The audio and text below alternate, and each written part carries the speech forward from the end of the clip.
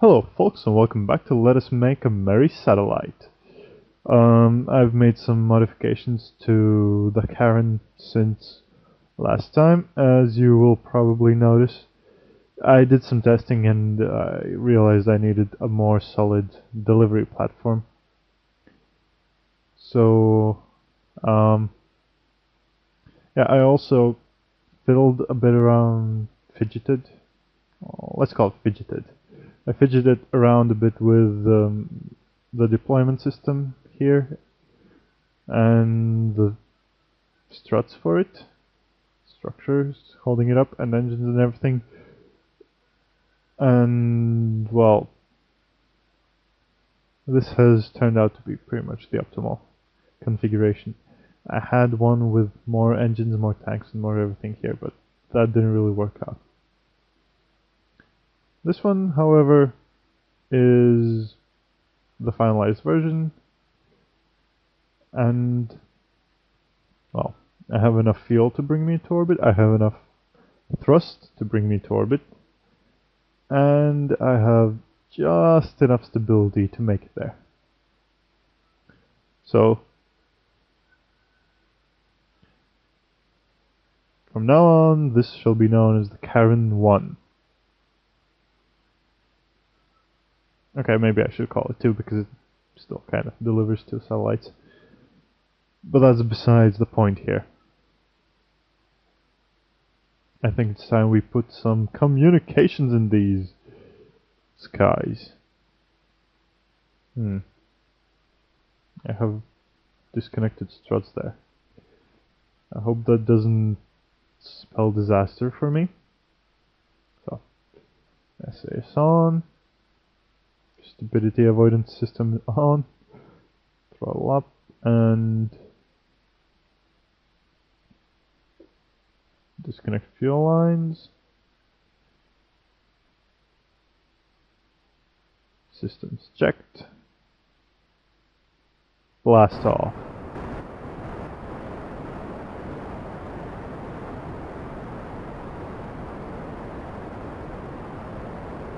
Alright. Rising. It's rising beautifully for now. I have currently 13 tanks, 13 engines, pushing the whole thing up. Two tanks of fuel for each, and why is there no exhaust flame? Behind this? Yeah, it's behind that. Oh well.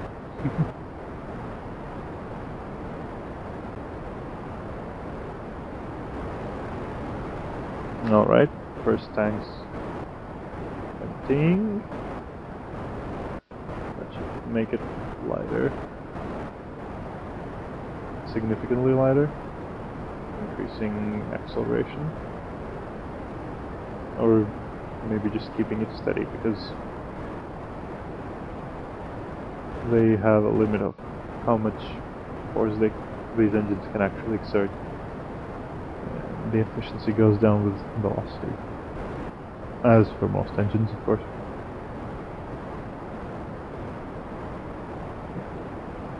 Unless it's some Aristotelian force engine.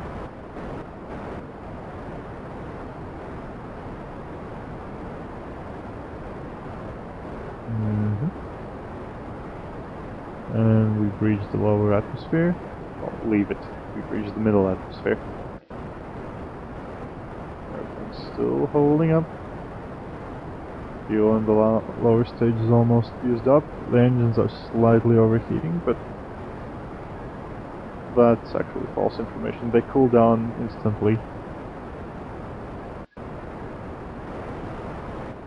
They're just producing a bit more heat than than system specifications would allow for. Alright, can I get a detach? Can I get a detach? Hey! Hey! Space, I'm pressing you. Hello?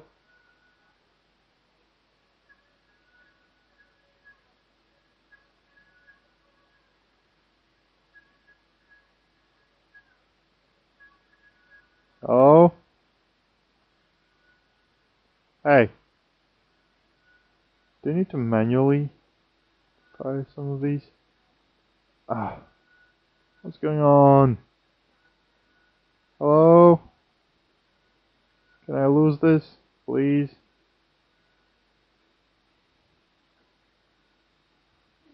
Wow.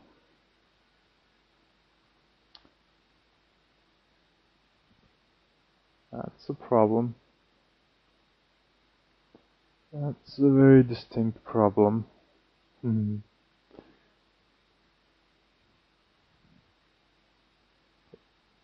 Let's see yourself.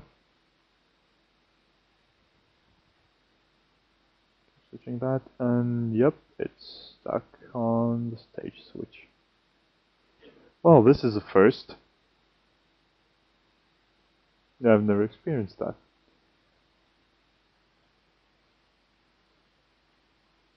And trust me, I've tested the basic design, it should be working right now.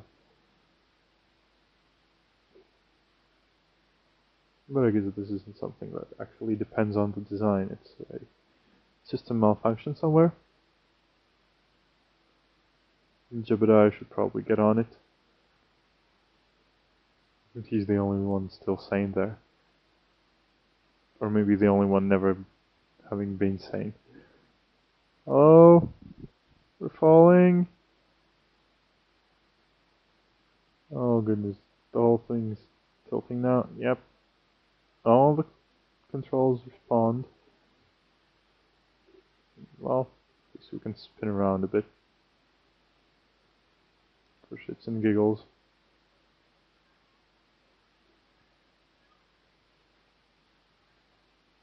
Alright, I think that was a bit too much for my... too much spin for my computer.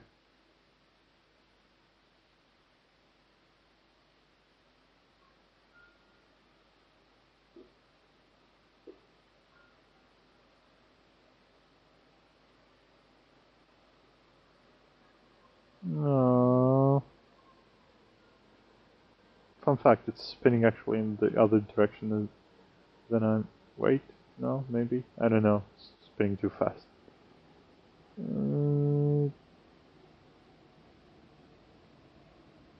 No, I can't even deploy the parachute.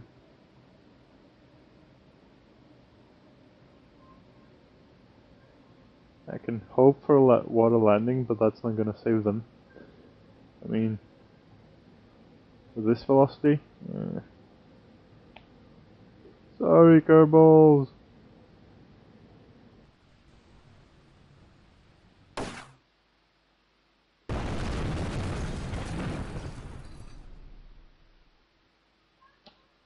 This is just tragic. So I guess we just relaunch it? Relaunch. Game, don't you hang on me. Don't you crash. Okay, good. Good.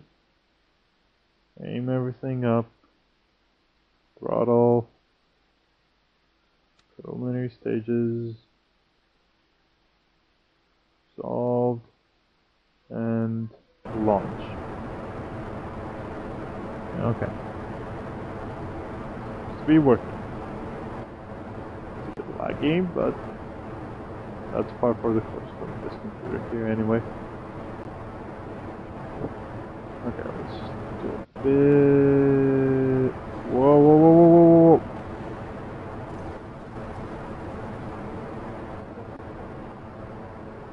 What was that all about? Okay, so the stages seem to be working. But, help! What? Does time work affect forces? Okay, at least I saved the guys.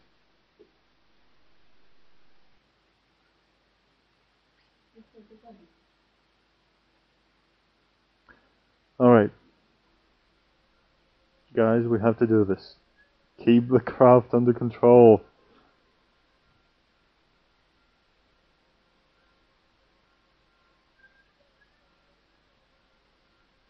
for the sake of all Kerbin.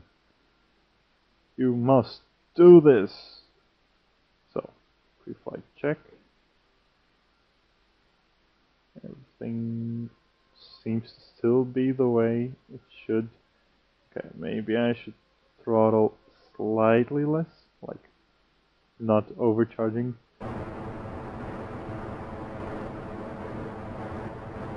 I guess there's a reason why it's called overcharge, overthrust. Going beyond 100.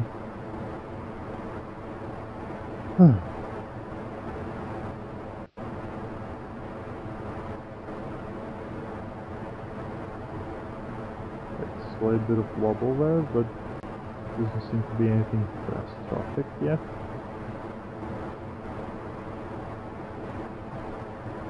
And I really hope there won't be.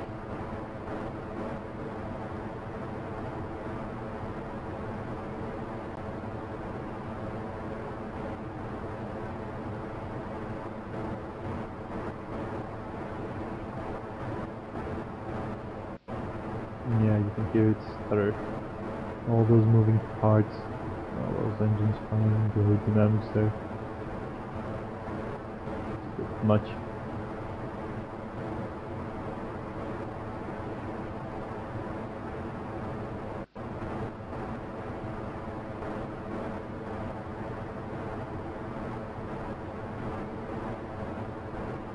I have faith in you, my rocket. I have faith.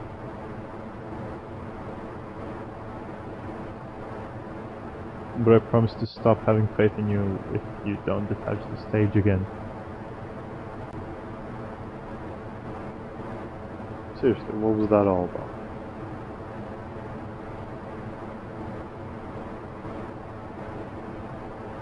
Probably Bill got drunk and pressed the wrong button or something.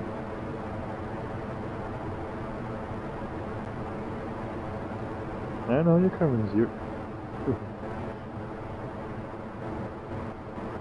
Alright. Actually, halfway through the atmo.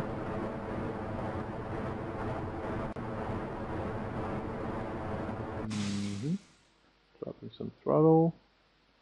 And detach. Perfect. Alright, so this stage is kind of wonky. If I go over 50% throttle, it starts to flail around wildly. Or is that 60? I don't know. 20, 75, maybe? 0. There's that 1, 2, 3, something like 23. Well, I mean 66, 2/3. I get 23 anyway. Okay, so it's keeping steady. Okay, I have my map. Okay, I want the axis to go slightly beyond 100 kilometers there. Okay. Now, let's align ourselves to the orbit.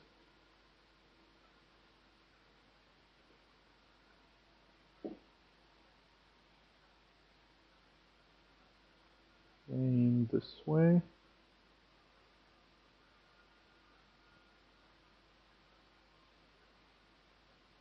And we'll start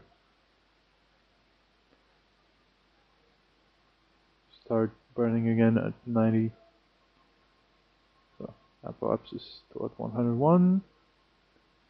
And at 90 kilometers, we're going for burn again. Boom. Okay, this should get the vessel in a nice circular orbit. Or nearly circular. And also, eventually.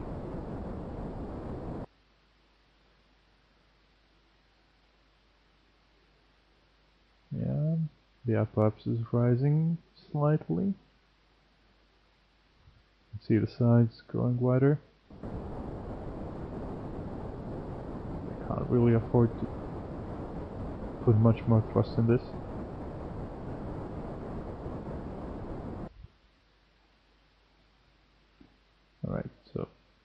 still not here. If all goes smooth, we shouldn't reach the apoapsis too soon anyway, because accelerating upwards slightly. And I don't want to reach it before detaching these tanks here. Alright. SAS had a stutter there. So manual realignment here and SAS back on. Just not lose the chance, and we go for orbit. This stage is a lot more stable, so I can go for full burn again. Oh, slightly under 100 maybe. And, well, okay, so we're back to falling. But since I'm already moving away from here, and the relative attitude of my craft and the planet should, the changes in it should make sure that I don't fall too low before the whole orbit is finished. Okay, so let's bring this up.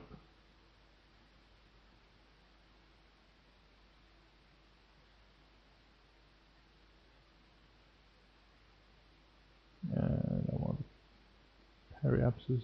Okay, at 83. This one's at 216. So we'll go for the apoapsis and make this slightly more circular. Well, it's pretty good anyway, but you know, there's a distance.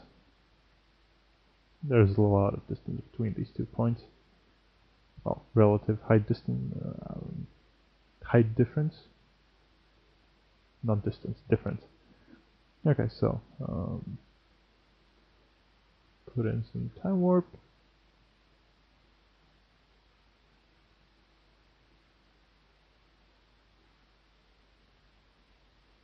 And enjoy the show. For now.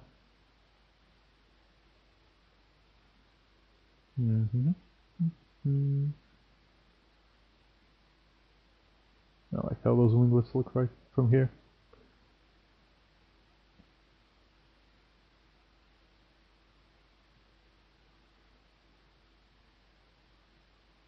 As you can see, it's symmetrical, although not perfectly lined up.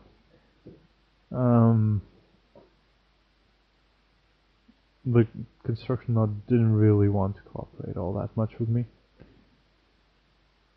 Well, I can't blame it. I mean,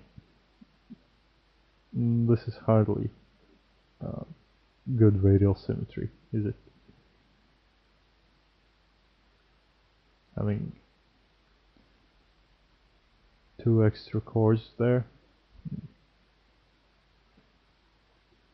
And then there's 6-way symmetry at the bottom, 2 or 4 or maybe 3-way symmetry in the middle. Yeah, it makes sense for it to not cooperate really.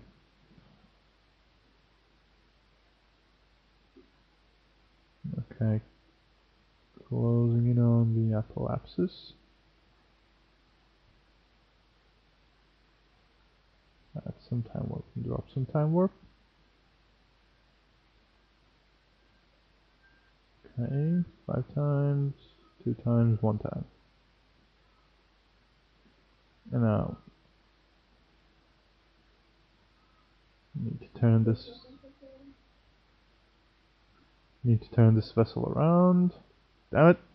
Not there. Here. Okay. Good. Okay. Now lock on that.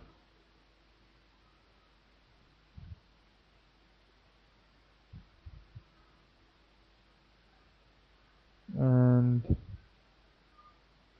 okay, that's at 216, 130, 216. Yep. Okay. Go. Stop. 216, 193, 202, 216. See if I can get this perfectly circular. 211, 218. There's certain difference between them again. 214, 223. Okay, yeah, any burn I add here will just push this further away and yeah. So, let's keep it as it is.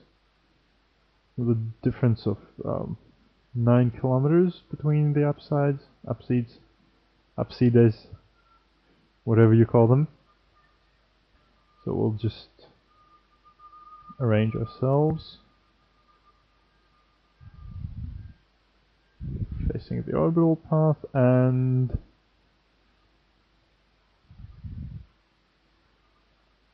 disconnect straight up into the sunshine.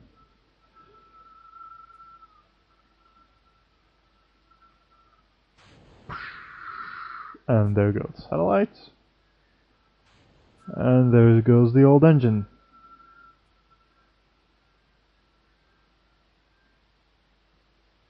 Majestic, isn't it? Gently drifting off.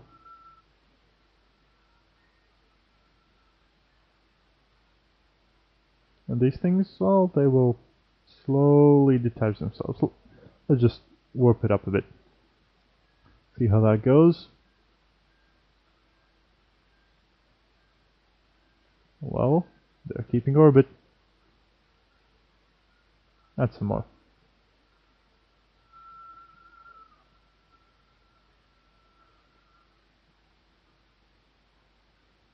Actually, let me just mark this spot.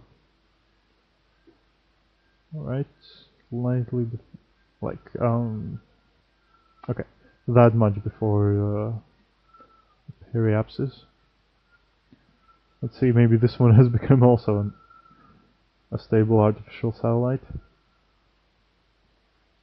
So, no, seems to be falling. Or maybe it's just going on a lower orbit.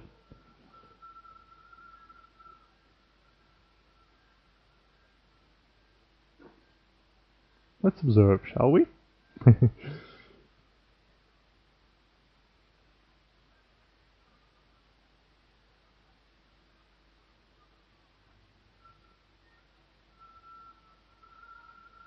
can still see it. And since it's going only, wait.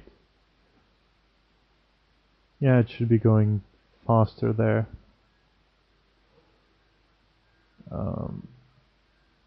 So basically we won't catch up to it. This orbit is slower. And as we can see, the satellites are keeping pretty much the same orbit as I am. Oh, they will drift away. But don't worry, they've been programmed to correct the course when it goes off too much.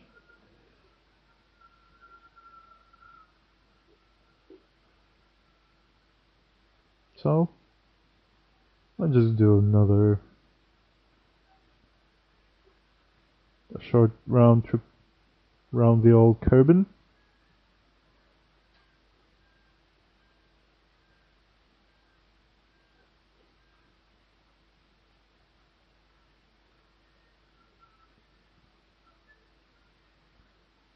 And so they float off into the sunshine. Okay, so let's drop this down to 1. Is my exhaust pointing directly at it? Yeah, pretty much. Okay. Just turn to face here. And drop. Goodbye, satellites. You will serve Kerbin well. I hope.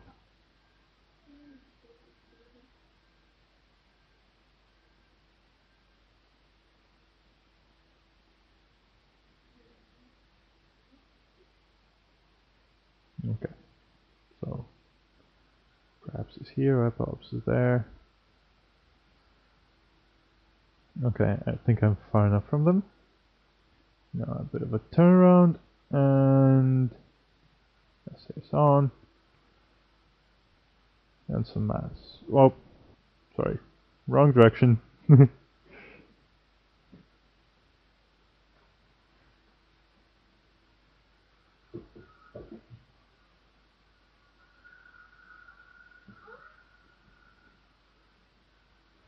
And we go for a stop.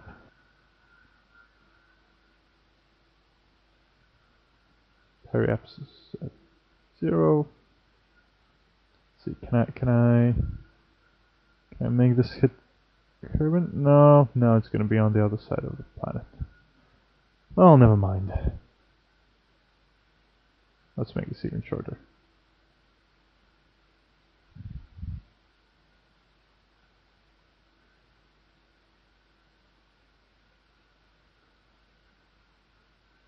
Okay. Now we just point down, stabilize on it, and hello ground. We should hang out some more.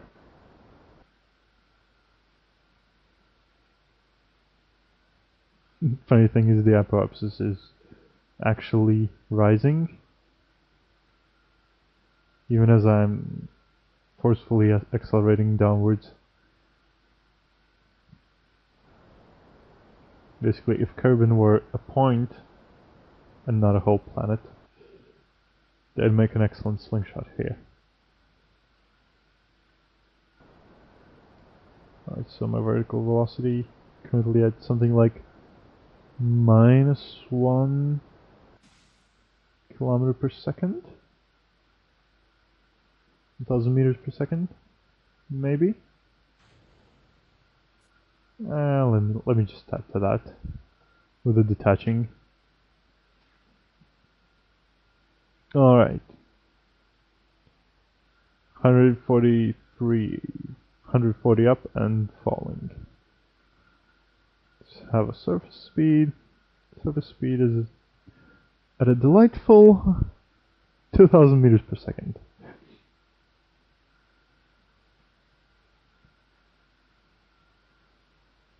Now let's just warp this up a bit.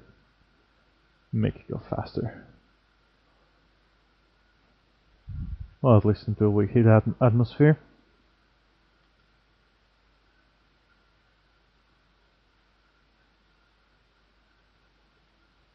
Right, and in the Atmo.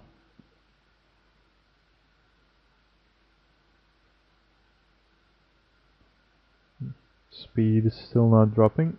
Alright. We have air resistance in middle atmosphere. If we hit dense with the speed, yeah, I need to open the chute right now.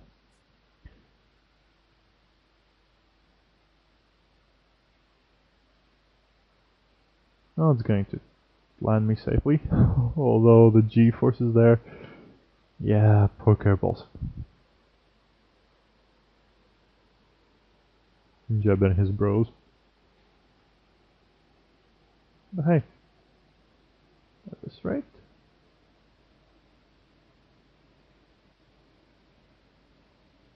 they'll be safe in the ocean,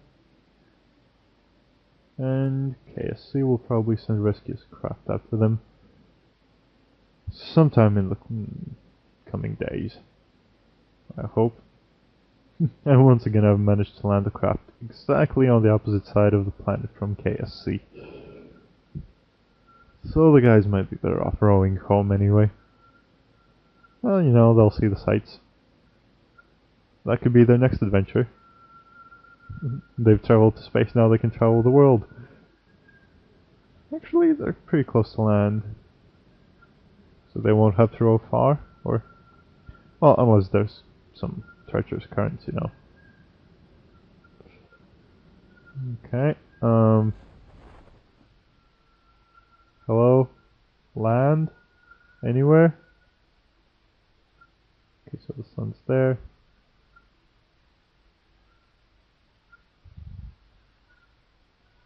Okay.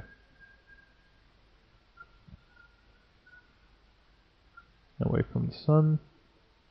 So it should be, yeah, that way. Yeah, you can see it's sort of shallower here. And splash down. Ladies and gentlemen, I congratulate you on the first satellites to hit Kerbin orbit. Thank you for watching, folks. I'll be back with the Emperor of the Fading Suns sometime. Until then, so long.